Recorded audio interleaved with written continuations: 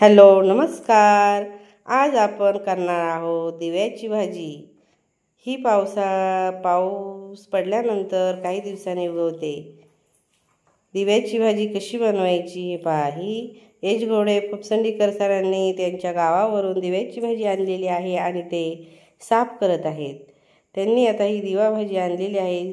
Same ती दिव्यासारखी दिसते। ते पहा, त्याच्यामध्ये एक वातीसारखा वरती फूल आलेलं आहे आणि त्याच्यामध्ये दिव्यासारखी वात आहे, म्हणून त्याला दिवा भाजी म्हणतात।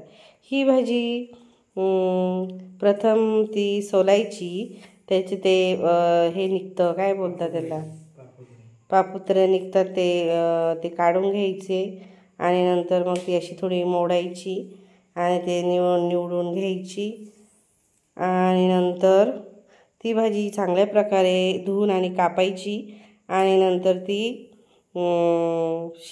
शिजवायला टाकायची। त्यामध्ये हुलगे किंवा कच्ची कैरी किंवा चिंच टाकायची आणि ते चांगली शिजून घ्यायची।